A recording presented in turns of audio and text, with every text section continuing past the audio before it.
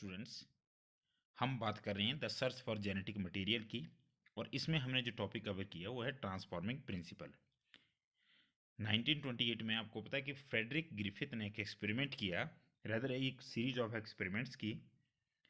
और उन्होंने ये देखा कि जो आर स्ट्रेन के बैक्टीरिया है वो अपने आप को ट्रांसफॉर्म करने में सक्षम हुए। किसकी वजह से? एस्ट्रेन बैक्टीरिया की वजह से। और जो एस्ट्रेन बैक्टीरिया थे वो कैसे थे? Heat and killed. तो इसका मतलब है कि फ्रेडरिक ग्रिफिथ ने उसमें ये बोला कि कोई ना कोई ट्रांसफॉर्मिंग प्रिंसिपल है जो कि हीट एंड किल्ड एस्ट्रेन से ट्रांसफ़र होता है आर स्ट्रेन में, और उसको मदद करता है एक म्यूकोपॉलीसेक्राइड या यू कैन सी पॉलीसेक्राइड का कोट बनाने में, जिसकी वजह से आर स्ट्रेन जो है वो भी विरुलेंट हो जाती है और वो एस्ट्रेन में बदल बदल जाती है, जिसकी वजह से जो माइस थे वो डेड हो गए। लेकिन वो क्या चीज़ थी, इसको एक्सप्लेन नहीं कर पाए, उसका बायोकेमिकल नेचर एक्सप्लेन नहीं कर पाए। ये बात थी 1928 की। और 1928 से लेकर के 1944 तक जेनेटिक मटेरियल क्या होता है ये पता नहीं था। और उसमें जो साइंटिस्ट थे वो ये मान रहे थे कि जो जेनेटिक मटेरियल है वो प्रोटीन है। अब प्रोटीन क्यों मान रहे थे? प्रोटीन को जेनेटिक मटेरियल इसलिए माना जा रहा था क्योंकि जो प्रोटीन का मतलब होता है that is of prime importance. तो उनका मानना था कि क्योंकि प्रोटीन जो है वो प्राइम इंपॉर्टेंस की, तो इसका मतलब है कि सबसे ज़्यादा इंपॉर्टेंट चीज़ प्रोटीन है, तो प्रोटीन ही जेनेटिक मटेरियल होगा। लेकिन 1944 एक ऐसी ईयर थी 1944 जिसमें तीन साइंटिस्ट, कौन कौन से थे वो तीन साइंटिस्ट, इनकी बात अब हम करने जा रहे हैं। और उन्होंने क्या एक्सपेरिमेंट किया इसकी बात हम करने जा रहे हैं। तो तीन साइंटिस्ट जो थे उसमें सबसे पहले जो साइंटिस्ट थे ओसवाल्ड एवरी, दूसरे नंबर पे कोलिन मैक्लियोड, और तीसरे नंबर पे मैककार्थी। ये तीन साइंटिस्ट थे। इन्होंने कुछ डिस्कवरी की, कुछ एक्सपेरिमेंट्स परफॉर्म किए और उनके बेसिस पे कुछ कंक्लूड किया। क्या कंक्लूड किया ये अभी हम आपको बताने जा रहे हैं।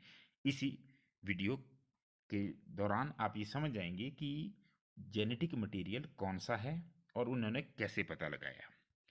तो अगर हम बात करें, मैंने आपको पहले बताया कि 1933 से लेकर के 1944 तक जेनेटिक मटेरियल जो है वो क्या माना जाता था? वो माना जाता था प्रोटीन। प्रोटीन इसलिए माना जाता था क्योंकि प्रोटीन जो था वो प्राइम इंपॉर्टेंस का मॉलिक्यूल माना जाता था, इसलिए उसको। अब determination of biochemical nature of genetic material, इसके लिए उन्होंने कैसे एक्सपेरिमेंट किया? उन्होंने क्या किया, इनका जो एक्सपेरिमेंट था वो किसी माइस पर नहीं था।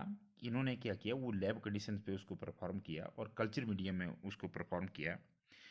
दे purified biochemicals from heat and killed S cells to which ones could be transform live R cell into S cells. क्यों?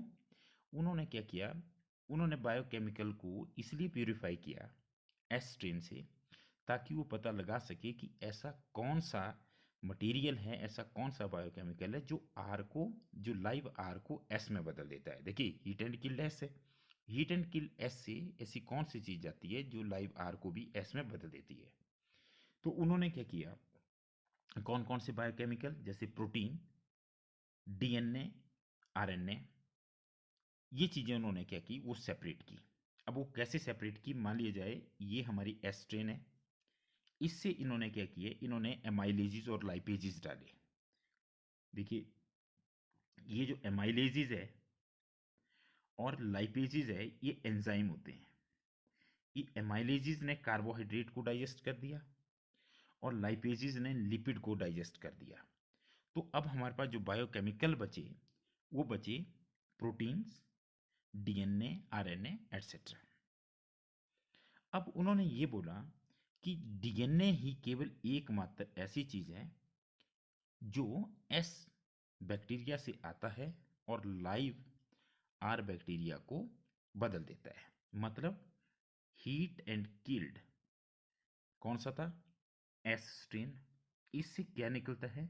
डीएनए, और वो क्या करता है, वो लाइव आर स्ट्रेन को एस में बदल देता है।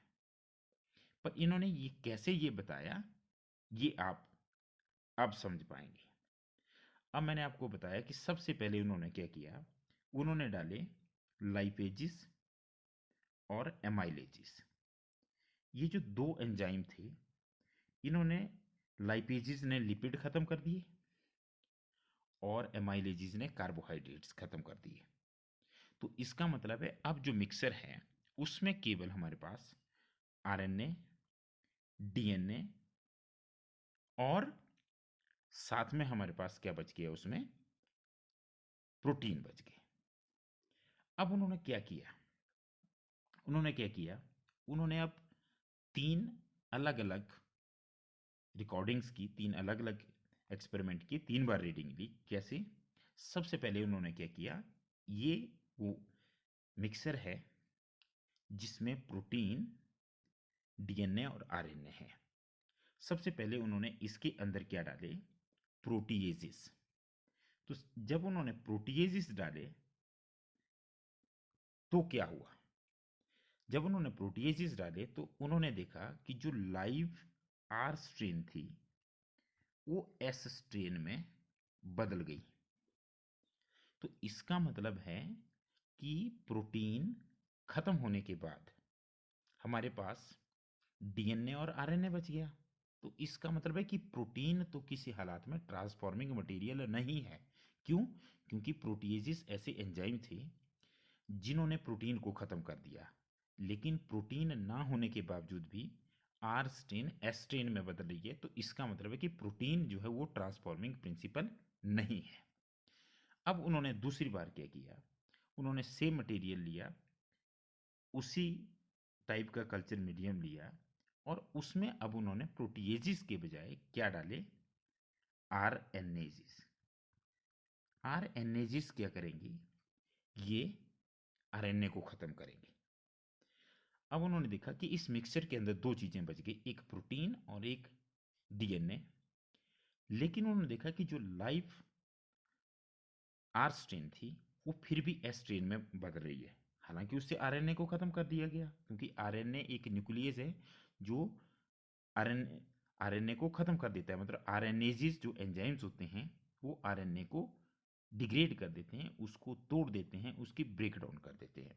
अब मिक्सर में प्रोटीन रही, डीएनए रही, लेकिन ट्रांसफॉर्मेशन हुई, मतलब लाइव जो आर थे वो एस में बदल गए। तो इससे एक और चीज प्रूव हुई कि आरएनए भी वो मटेरियल नहीं है जिसकी वजह से ट्रांसफॉर्मेशन हो रही है। क्यों? क्योंकि आरएनए तो खत्म कर दिया गया, लेकिन बावजूद उसके ट्रांसफॉर्मेशन हो रही है। अब उन्होंने क्या किया, तीसरी बार, अब उन्होंने उस मिक्सर में क्या डाला, उस मिक्सर में उन्होंने डाले डीएनएजिस। जैसे ही उन्होंने डीएनएजिस डाले, उन्होंने देखा जो लाइव स्ट्रेन है वो are live strain s strain में ट्रांसफॉर्म नहीं हो पा रही है। देखिए, 3 बार उन्होंने एक्सपेरिमेंट किया, 3 तरीके से एक्सपेरिमेंट किया। एक बार मिक्सर में डाले प्रोटीएजिस, जब मिक्सर में प्रोटीएजिस डाले तो उन्होंने देखा ट्रांसफॉर्मेशन हुई। जब प्रोटीन को खत्म हुआ तो ट्रांसफॉर्मेशन हुई, मतलब उसका ट्रांसफॉर्मेशन पे कोई फर्क नहीं पड़ा। जब आरएनएजिस डाले, आरएनए को डाइजेस्ट करने वाले एंजाइम्स डाले, तब भी ट्रांसफॉर्मेशन हुई। मतलब प्रोटीएजिस के केस में भी ट्रांसफॉर्मेशन हुई, बिना प्रोटीन के भी ट्रांसफॉर्मेशन हुई और बिना आरएनए के भी ट्रांसफॉर्मेशन हुई। लेकिन जैसे ही उन्होंने डीएनएजिस डाले तो वहां पर ट्रांसफॉर्मेशन नहीं हुई। इससे उन्होंने क्या कंक्लूड किया, इससे उन्होंने कंक्लूड किया कि डीएनए ही वो मटेरियल है जो एस स्ट्रेन से जाता है, heat and killed S strain से जाता है और लाइव आर स्ट्रेन को एस स्ट्रेन में बदल देता है। मतलब उनके अनुसार वो एस्टेब्लिश करने में सक्षम रहे कि DNA is the genetic material. मतलब डीएनए एक ऐसा मटेरियल है जो heat and killed S strain से जाकर के लाइव आर स्ट्रेन को भी एस स्ट्रेन में बदल रहा है। हालांकि उन्होंने ये प्रूव कर दिया, परंतु उनका एक्सपेरिमेंट इतना ऑथेंटिक नहीं था, जिसको ज़्यादातर बायोलॉजिस्ट जो थे इस बात से सहमत नहीं हुए। तो अब हम इस एक्सपेरिमेंट के बाद कि जो इसका कंक्रीट एविडेंस आया, आर्शे एंड चीज ने उन्होंने क्या एक्सपेरिमेंट किया, इसकी बात हम नेक्स्ट वीडियो में करेंगे। Thank you very much.